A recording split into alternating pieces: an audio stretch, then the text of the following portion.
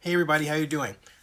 The Las Vegas Raiders are stuck with great quarterback Derek Carr, and as long as Jon Gruden is head coach. That's not to say anything negative either about Jon or Derek. It is a state of fact. Jon Gruden is part of the Bill Walsh, Mike Holmgren, Andy Reid coaching tree.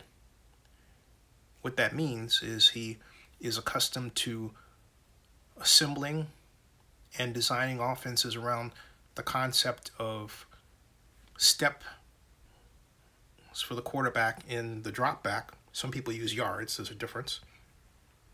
Progressions based around a particular key in a defense. In other words, a defender that the quarterback looks at to determine where they are.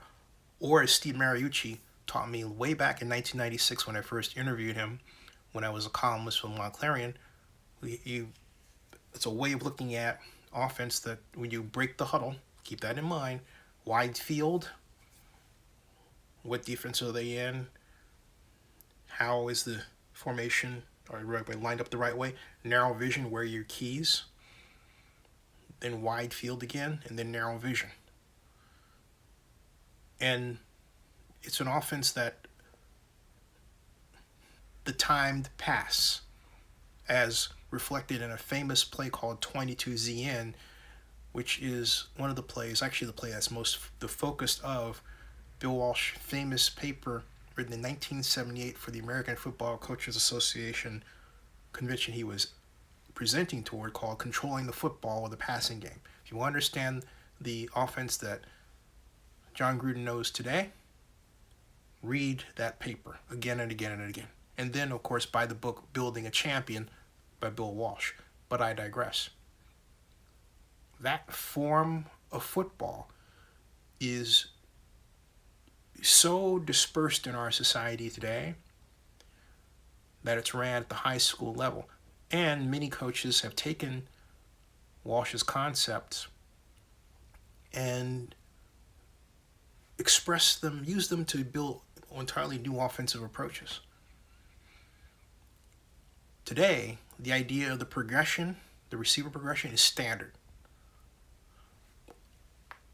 Regardless of the teams that you're watching, regardless on if it's ESPN or a smaller network or local network or even high school, some announcer or some coach or some player is talking about progression. What's talked about less is footwork.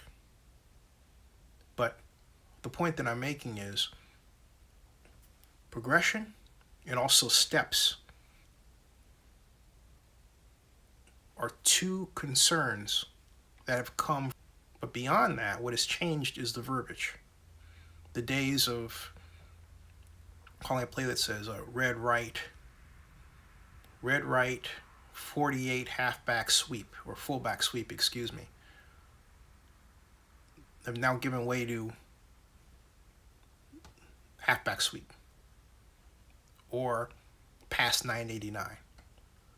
And they've given way to terminologies that are less pedantic, less wordy, and easier to use in a no-huddle system, to the point where students coming out of college in the NFL don't know Walsh's terminologies.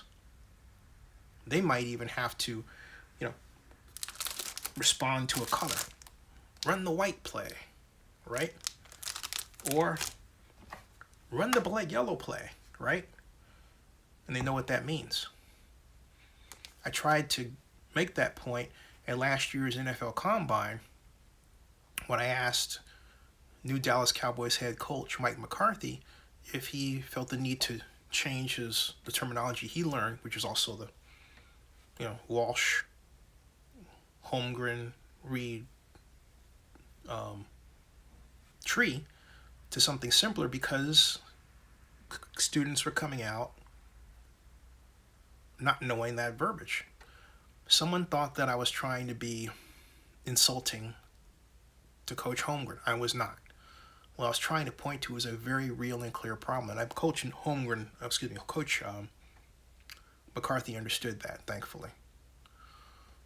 My point was that the Raiders' approach that Derek Carr learned is such that at this point in the evolution of football in the National Football League, you're less likely to find a younger quarterback that's a gunslinger who knows that terminology. Some do.